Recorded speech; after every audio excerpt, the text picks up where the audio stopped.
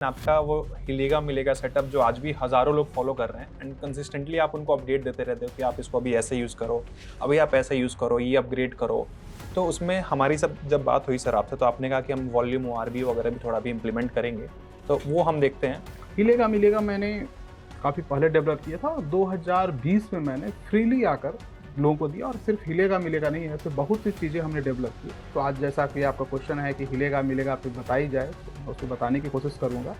और हिलेगा मिलेगा पे कुछ ऐसी चीज़ें मैं आपको आज बताने की कोशिश करूँगा जिससे कि आप समय जो दर्शक लोग हैं वो समझ पाएंगे कि उसको कैसे यूज़ करना है। क्योंकि देखिए, आपने उसको समझ लिया कि इंडिकेटर्स पे इंडिकेटर लगाकर हमने उसको काम करना शुरू कर दिया है, स्ट्रेंथ है, वॉल्यूम है, मूविंग एवरेज है, सब कुछ है। लेकिन उसका मेन यूज क्या है, ये लोग अभी तक नहीं समझ पाए। तो हिलेगा मिलेगा का मेन यूज क्या है? कन्विक्शन। हिलेगा मिलेगा आपको देती है सबसे पहले कन्विक्शन।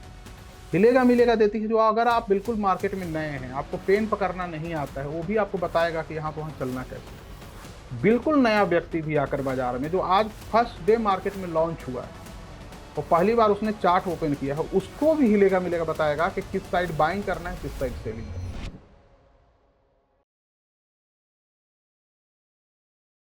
अब सवाल है कि जो कन्विक्शन हमने कहा कि कन्विक्शन कैसे देगा, उसको उदाहरण बताते हैं।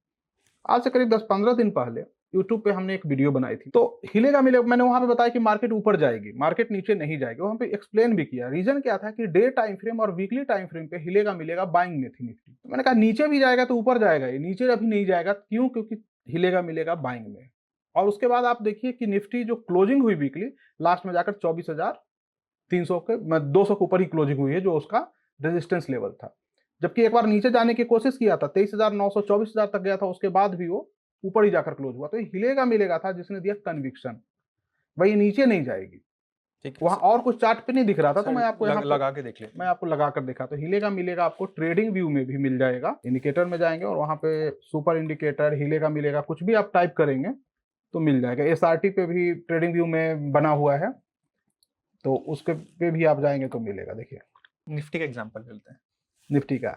चलिए कोई नहीं, आपने जैसा कहा। अब गोल्ड वाले आपको जो ट्रेडर है ना, वो कहेंगे कि गोल्ड पे दे रहे थे, मेरा काम हो जाता, आप देने नहीं दिए। गोल्ड बाद में देख लेंगे सर। ठीक है, आरएसआई में चले जाइएगा। आरएसआई का यूज इसलिए करते हैं कि चूंकि मार्केट में स्ट्रेंथ का बहुत बड़ा रोल होता है। जैसे मार्केट में सबसे पहले वॉल्यूम आता है। सबसे प्राइमरी स्टेज में अगर कोई बाजार में इंटर होती है तो वॉल्यूम।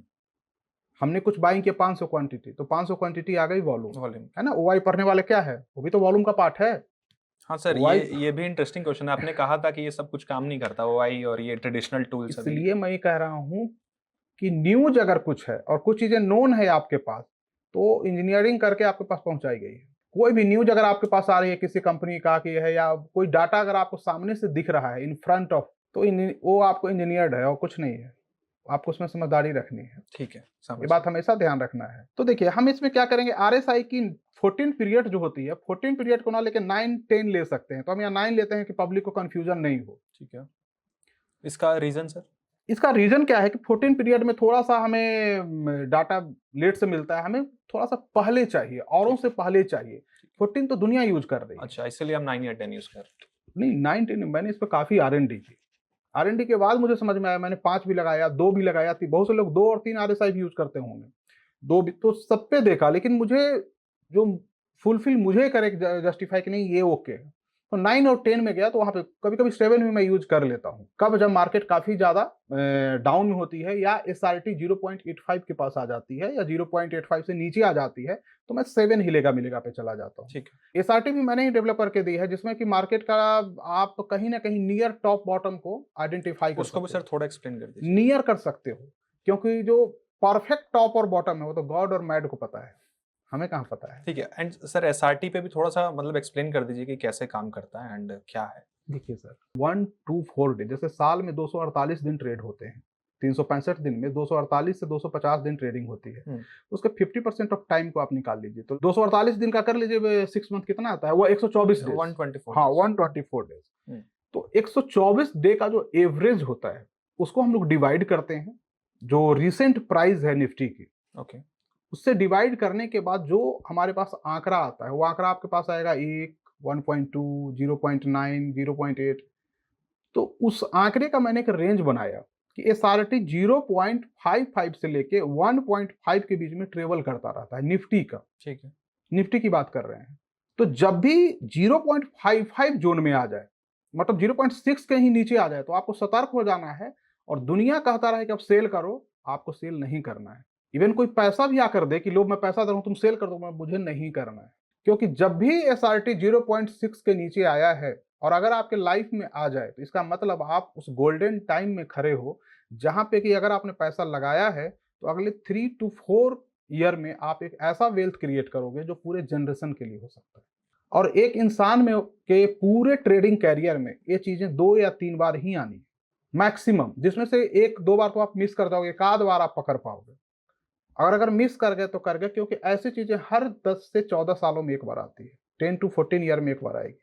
अब SRT पिछली बार जब कोरोना आया था तो 2020 में आया था 0.6 के नीचे। इंडिकेटर भी है SRT का, आप जाएंगे, लेकिन उसमें जैसे मैंने कहा चेंज करने का, तो आपको चेंज करने आना चाहिए। अगर आपको चेंज करने नहीं आएगा, मतलब वीकली और मंथली का, तो समस्या है। जैसे एक बार देख लेते हैं सर एग्जांपल के साथ।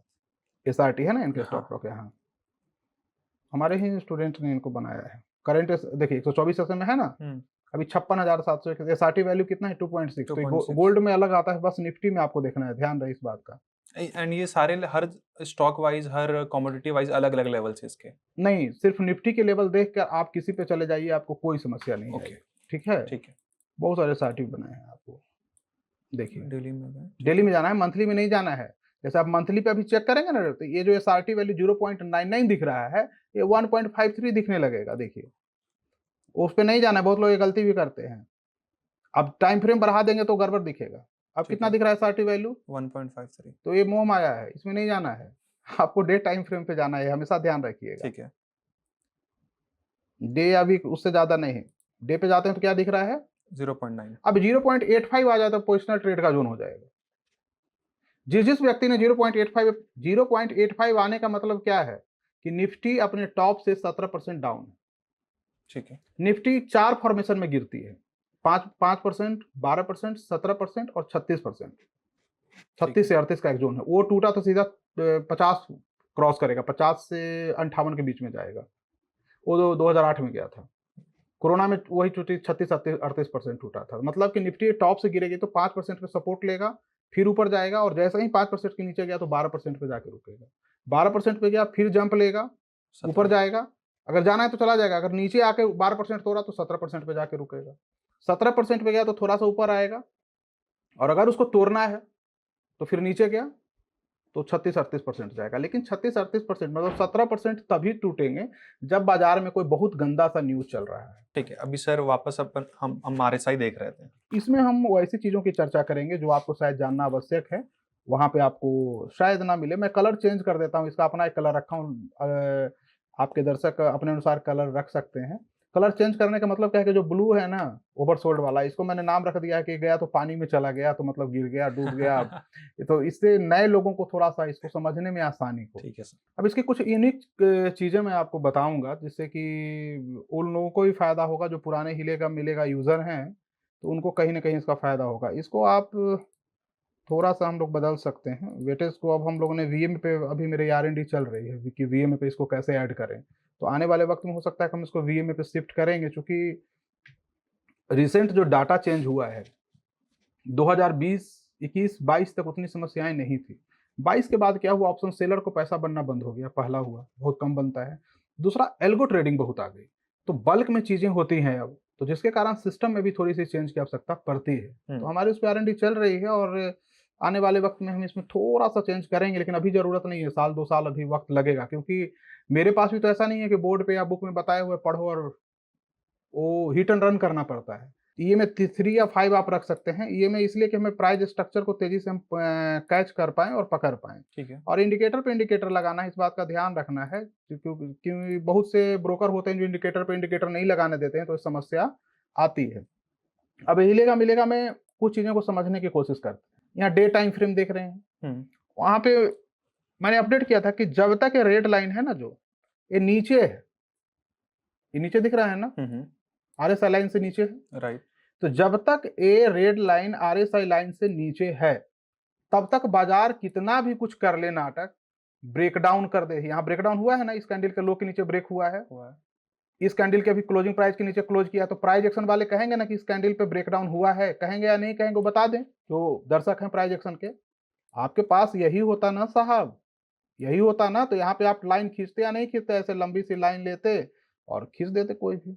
सर हमने तो बेसिक देख लिया कि सिस्टम कैसे लगाना है, क्या करना है, बट इसमें बहुत सारे मुझे कलर्स दिख रहे हैं, इसमें मैं रेड, ब्लू, ग्रीन, ब्लैक सब देख पा रहा हूँ। तो एग्जैक्टली जो हमारी ऑडियंस ये सेटअप फर्स्ट टाइम देख रही है, उनको थोड़ा सा प्लीज एक्सप्लेन करिए कि एग्जैक्टली काम कैसे करता है। देखिए, इसकी सेटअप की जो डिजाइन इस प्रकार की गई है, और डिजाइन करने में हमने दो चीजों का ध्यान रखा है। पहला ध्यान रखा है कि जो बिल्कुल जो नए लोग हैं उनको बहुत आसानी से समझ में आ जाए कि मेरी डायरेक्शन किधर है, मुझे किस डायरेक्शन में जाना चाहिए, हमें बाइंग के डायरेक्शन में जाना चाहिए या सेलिंग के डायरेक्शन में जाना चाहिए। उसको हमने इसमें बहुत आसान बनाने के लिए क्या किया है कि मूविंग एवरेज का हेल्प लिया है, और साथ ही साथ आरएसआई का।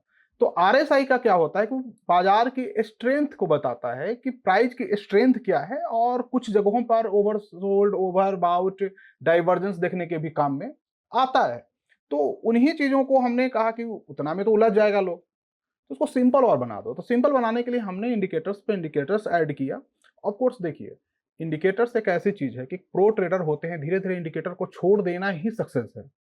लेकिन अगर आप नए हैं तो प्रो की भाषा नहीं बोल सकते हैं, आपकी एक सीमाएं हैं, आपको उसी में चलना होगा।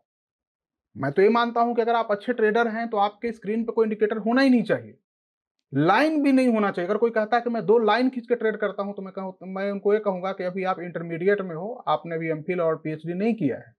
कुछ लोग आते हैं ना बहादुरी से कहेंगे मैं तो बस लाइन खींचता हूँ, 2 लाइन से ट्रेड कर लेता हूँ। कहूँगा साहब आप अभी इंटरमीडिएट में हो, अभी आपको बहुत काम करना है। तो मैंने देखा कि ये सब परेशानियां हैं, तो कुछ ऐसी चीजें करो जो कि बिल्कुल नए लोग हैं उनको कठिनाई नहीं हो, और पुराने को तो फायदा हो ही। तो इसमें क्या किया गया कि अगर स्ट्रेंथ के ऊपर हमारी ये जो WMA की लाइन है, जो वेटेज एवरेज की लाइन है, आकर ट्रेड करने लगे, उसके ऊपर सस्टेन होने लगे, और वहां पे कोई भी डाइवर्जेंस जैसी स्थिति बने, तो वहां पे मार्केट में एक गिरावट देखने को मिलती है। तो इसका मतलब क्या हुआ कि अगर कभी भी ये रेड लाइन जो आप देख रहे हैं, जो WMA की लाइन है, जो कहीं ना कहीं वॉल्यूम को रिप्रेजेंट करती है, वॉल्यूम इसमें है नहीं। बहुत लोग गलती क्या कर देते हैं, क्वेश्चन सर निफ्टी 50 पे तो वॉल्यूम नहीं है, इंडिया विक्स पे तो नहीं है, तो ये कैसे है? मैंने कहा देखो साहब, ये पूरी तरह वॉल्यूम है ही नहीं, पहले बात को समझो।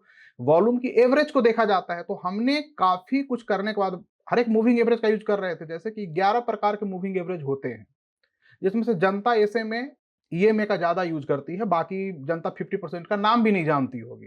तो 11 प्रकार में से सारे को मैंने लगाकर देखा, ट्रायंगुलर को देखा, डबल को देखा, हल को देखा, कि कौन सा वॉल्यूम के साथ कोरिलेट करता हो। उसमें पाया कि जो वेटेज है उसका वेटेज ज्यादा है, वो वॉल्यूम के साथ काफी नजदीक है। मतलब अगर वॉल्यूम का एवरेज तेजी से बढ़ रहा है तो ये भी उसी के साथ बढ़ रहा है, घट रहा है तो उसी के साथ बढ़ रहा है। तो मुझे रियल प्राइस पे वो चीज चाहिए थी। जहां पे वॉल्यूम नहीं वहां पे कोई समस्या ही नहीं, तो मूविंग एवरेज की तरह एक्ट करेगा ही, लेकिन रियल जहां वॉल्यूम है वहां मुझे वो चाहिए थी। तो हमने इसे ऐड किया और परिणाम काफी सुखद रहा, अच्छा रहा। और इसकी सबसे बड़ी फायदा, जितना बड़ा टाइम फ्रेम पे जाएंगे एक्यूरेसी उतनी हाई है, जितना लोअर पे जाएंगे आपको अंडरस्टैंडिंग हाई करनी पड़ेगी। अन्यथा क्या होगा कि आप 5 मिनट 10 मिनट पे यूज करेंगे और बाद में कहेंगे तो काम नहीं करता है, बेकार है, ये रेंज बाउंड मार्केट में काम नहीं करता। अरे साहब, रेंज बाउंड मार्केट में दुनिया के कौन से इंडिकेटर काम करती है, तुम ही मुझे बताओ, बहुत लिमिटेड हो जाते हैं फिर। तो रेड लाइन अगर ऊपर आ गई है, और ये जो हिलेगा मिलेगा का आप देखेंगे RSI से मिलाएंगे 86 चला गया है, तो अगर 86 चला गया, ये देखिए RSI का लाइन, तो 86 जनरली एक रेजिस्टेंस होता है हिलेगा मिलेगा, ठीक है। तो अगर 86 गया तो ऐसे भी आप प्रॉफिट बुक करके भागो। जिस टाइम फ्रेम को यूज करते हैं उस टाइम फ्रेम पे भागो, 5 मिनट 10 मिनट 15 मिनट, आधे घंटे 45 मिनट 1 घंटे, वीकली, डेली, मंथली। 86 आया, आप अपनी प्रॉफिट बुक करके भागो, पहला नियम। तो आप मान लो 86 पे बुक नहीं किए, उसके उपरांत क्या होता है, हिलेगा मिलेगा का रेड लाइन ऊपर आ गया। अब एक बार 86 आ गया तो उसी समय ये दोबारा तुरंत से 86 नहीं जाने वाला है, ये बात आपको ध्यान रखना है, ठीक है। लेकिन अगर ये ऊपर नहीं गया और रेड लाइन ऊपर आ गया तो अब आपको थोड़ा सा कंसोलिडेट होगा, थोड़ा रेंज बनाएगा, और प्राइस अपने किसी न किसी एवरेज के पास जाकर अपने आप को एवरेज करेगा, तब अब ऊपर जाएगा। ठीक है, ये बात आपको ध्यान रखना है कि मतलब थोड़ी बहुत गिरावट अब होने वाली है, इसकी तैयारी आप कर लीजिए। ट्रेंड कंटिन्यू है लेकिन गिरावट अब होने वाली है। तो उससे बचने के लिए कि भाई हाँ हमें गिरावट होने वाली है, तो अगर आप सेल का कोई ट्रेड लेते हो तो लो, नहीं तो कोई मूविंग एवरेज ले लो, जिससे कि अगर आप लंबे समय का ट्रेड करते हैं तो कोई मूविंग एवरेज रखे कि 50 का, 63 का, 100 का कोई मूविंग एवरेज यहाँ पे आप स्टडी में जाएंगे और लगा लीजिए कोई भी SMA IEM 100 का लगा लीजिए आप सिंपल में, और लगा कर ऐसे छोड़ दीजिए। 100 का इसलिए बेहतर होता है कि 1 आवर के टाइम फ्रेम अगर यूज कर रहे हैं और आपको 5 दिन 10 दिन का ट्रेड है और ट्रेंड क्लियर चाहिए कि स्विंग के लिए मुझे क्या यूज करना, तो 100 SMA अच्छा होता है, तो 1 आवर के टाइम फ्रेम पे आपने लगा लिया। तो अब क्या होगा कि ये जो गिरावट हुई, तो इंट्राडे में तो गिरी, गिरावट हुई, जैसे जैसे ही रेड लाइन ऊपर आया गिरावट हुई है प्राइस में, और अच्छी खासी गिरावट है इंट्राडे के लिहाज से, कम गिरावट इसको नहीं कहते हैं, है ना, कम गिरावट नहीं कहते हैं, लेकिन ये ऐसे में बचाएगा, और ऐसे में एक बताएगा कि आपको एंट्री फिर कहां से लेनी है स्विंग के लिए, तो हमारा आया फिर आगे, है ना। ये अभी आपको मूविंग एवरेज यहाँ दिख रहा है, जब ये प्राइस इधर होगा तो ये थोड़ा सा दूर होगा, क्योंकि प्राइस जब ऊपर गया है ना तो एवरेज ऊपर आया, इसलिए इसमें चिपकता हुआ आपको दिख रहा है, ऐसा होगा नहीं रियल टाइम में, रियल टाइम में थोड़े दूर हो गए। यही कारण है कि जो लोग भी बंद मार्केट में कोई भी बताता है तो वो क्या कहेगा, देखो यहाँ लेते और यहाँ पे बेचते, आज सेकंड झुनझुन वाला आप ही होते। बकवास की चीजें हैं, रियल मार्केट अलग होती है, रियल मार्केट में हमें समझना होगा कि डिसीजन मेकिंग बड़ा टफ होता है, और कोई भी प्राइस एक्शन अलग तरीके से काम करती है, वो बन जाने के बाद आंखों को दिखने लगती है बन गया है, तो बनने के पहले आपको ये चीज समझना होगा कि जैसे एवरेज थोड़ी दूर होगी, आपको समझना है कि एवरेज एक जरिया है बताने का कि प्राइस अभी भी स्ट्रांग है, कमजोर नहीं है, तो एवरेज के जितना नजदीक आप फिर से एंट्री ले सकते हैं। ठीक है, तो हिलेगा मिलेगा में जब आप एवरेज का यूज करते हैं तो वो चीजें आपको पहले बचा लेती है। दूसरी चीज क्या है कि रेड लाइन अगर ऊपर आ गई है, ये रेड लाइन है मूविंग एवरेज की, वेटेज की 21, तो आपको अब सतर्क हो जाना है कि भैया हम तो अब बाय नहीं करेंगे, सेल का अगर कोई मौका मिलेगा तो सेल करेंगे, नहीं तो ट्रैप हो जाएंगे। अगर आपको इंट्राडे करनी है 1 आवर का टाइम, छोटे टाइम 5 मिनट 10 मिनट पर जाकर देख लीजिए, अगर वहां बाइंग है तो हम बाइंग करेंगे, नहीं है तो छोड़ दीजिए। उसके बाद क्या हुआ कि एक बार ये नीचे आ गया, और नीचे आने के बाद दोबारा से रेड लाइन इसके अंदर चली जाए, तो अब इसका मतलब क्या हुआ कि अब जब तक रेड लाइन अंदर है तब तक बाजार नीचे जाने वाली नहीं है। ठीक है, ये डाइवर्जेंस हो गया, इसके बाद हाँ, अब ये जब तक है नीचे नहीं जाएगी, एक बार ये ऊपर आएगी तो फिर से गिरावट देखने को मिलेगी। तो इस तरह से नए लोग जो होते हैं उनको ये मौका देता रहता है, बताता रहता है, लेकिन इसकी एक बहुत ही यूनिक चीज है। जैसे मान लीजिए आप ट्रेड करते हैं और आपको कुछ ऐसी चीजें पता हो कि एक काम हिलेगा मिलेगा में हो गया तो पुरानी वाली लो टूट जाएगी, तो अगर कोई पुट बायर है तो पहले ही पुराने वाले लो का पुट का ऑप्शन उठा के स्ट्राइक बैठे रहेंगे। शॉर्ट सेलर हैं, पहले से उसका टारगेट बनाकर रखें कि इतना तक तो जाना चाहिए, क्योंकि इसका एक नियम है कि अगर हिलेगा मिलेगा जस्ट अभी बाइंग में आया और आने के बाद इमीडिएट वो सेल में चला गया तो जो पुरानी लो है वो टूट जाएगी। ओके, और बहुत गंदे तरीके से टूटेगी, चाहे वो किसी भी प्राइस पे हो। आगे बढ़ने से पहले अभी इसमें बहुत सारी ऐसे इंट्रिकेसीज, तो ऐसी बहुत सारी चीजें होंगी जो कि हमें नहीं पता है, या हमें इस छोटे से हम कॉन्वर्सेशन में आज नहीं कर पाएंगे, तो अगर मुझे वो सीखना हो तो? देखिए, अगर आपको कुछ सीखना है तो मैंने अपसर्च के साथ एक कोर्स भी किया है जो कि विगनर के लिए है, जिसमें वॉल्यूम वगैरह है, ये सब चीज़ें हैं, तो वहाँ पे भी जा सकते हैं, वहाँ पे जाकर देख सकते हैं, डिटेल में वहाँ पे पड़ा हुआ है, क्योंकि यहाँ पे तो टाइम का भाव है, तो जितनी चीज़ें हैं बताई जा रही हैं। अब किसी को लगता है कि नहीं इसमें और डिटेल में जाना है तो वहाँ जाकर देख लें, क्या समस्या है। मैं समझता हूँ कि ब्रोकर से तो बढ़िया ही है ना, ब्रोकर फी जो लगेगा वहाँ लग जाना है, क्या समस्या है। ठीक है, तो उसका लिंक आप सभी के लिए डिस्क्रिप्शन में मिल जाएगा, जब जैसे ये पॉडकास्ट लाइव जाएगा आप जाके चेकआउट कर सकते हैं, डिस्क्रिप्शन और पिन कमेंट में दोनों जगह उसका लिंक है, सो जाइए चेकआउट कीजिए एंड हमें आके बताइए कैसा लगा आपका कोर्स। एंड इसको सर एग्जांपल के साथ जैसे आप समझिए, अब जैसे यहाँ पे देखिए, इस पोर्शन को देखिए, ये पोर्शन देखिए, पहले रेड लाइन ऊपर गया है ना, उसके बाद रेड लाइन इसके अंदर चला गया, अब अभी आपको दिख रहा है कि ये पूरा हिमालय पहाड़ बन गया है, ऊपर चोटी बन गया, ऐसा कुछ था नहीं उस समय। उस समय आपको पिक्चर में ये दिख रहा होगा क्योंकि 1 आवर का टाइम फ्रेम है, ये दिख रहा होगा, और उस समय आपको दिख रहा होगा कि हिलेगा मिलेगा, बाइंग में आ गया है, और बाइंग करने वाले शायद बाइंग कर भी लिए हो। यही वो गड़बड़ है जिसपे कि लोग कहेंगे कि सर काम नहीं करता है। यहाँ पे अब तो चार्ट बन गया तब ना हमें आगे की कहानी दिख रही है, लेकिन आप भविष्य वक्ता थोड़े ना हो, आपके पास जो प्राइस ने दिखाया उसी पे आप एक्शन ले रहे हो, तभी तो आप कह रहे हो हम प्राइस एक्शन ले रहे हैं, लेकिन उसका रिएक्शन हो रहा है। तो यहाँ पे क्या हुआ कि आपको ये चीजें सामने है। तो नियम क्या कहता है कि एक बार अगर ये बाइंग में आ गया और दोबारा से रेड लाइन फिर से ऊपर आ गया तो जो पुराना लो है वो टूट जाएगा, और वो काफी फास्ट टूटेगा। आप देखिए पुराना लो क्या था, ये था, यही था ना, यही था सर, ये ग्रीन लाइन जो ये सबसे लो कौन सा है, यही है ना। हाँ। ये पुराना लो कितना है, 23,591। तो इसका मतलब क्या हुआ कि 23,591 जो यहाँ पे हुआ ना घटना 24,000 पे, तो ये बताया कि 23,591 टूट जाएगा। तो हम क्या करेंगे कि 600 का पुट ऑप्शन वहां खरीद लेंगे, हम शॉर्ट सेल करेंगे। हमने स्टॉप लॉस अगर इसके ऊपर रखा है या इसके ऊपर रखा है तो 23,600 हमारा कम से कम टारगेट होगा। ठीक है, जो हमारा पुराना लो था। ये पुराना लो है, ये टूट जाएगा। क्यों टूट जाएगा? क्योंकि ये जस्ट बाइंग में आके चला गया। और ये ऐसी कॉन्सेप्ट है कि महीने में 2 बार बन जाते हैं। अगर आप स्टॉक में जाते हैं, क्रूड में जाते हैं, कमोडिटीज में, हर जगह मिलता है। पुराना लो टूट जाएगा। और एक किसी भी इंडिकेटर में, किसी भी सेटअप में ऐसा नहीं है, या ना कोई एल्गो में कि आपको बताया कि पुराना लो टूट जाएगा। और 10 बार में मेरी बैक टेस्ट है कि 8 बार एक काम कर जाता है, बाकी 2 बार भी करता है, लेकिन कभी कभी पुराना लो के आसपास से निपटा देता है, लेकिन 8 बार टूटता है। बाकी बाजार है, मुझे कभी भी गलत साबित कर दे। अब इसका यूज आप फ्यूचर पे कर सकते हैं, ऑप्शन पे कर सकते हैं, बाइंग में कर सकते हैं, सेलिंग में कर सकते हैं। क्यों? क्योंकि पुराना लो टूट जाएगा। अब आप इसको जितनी बैक टेस्ट करनी है करो,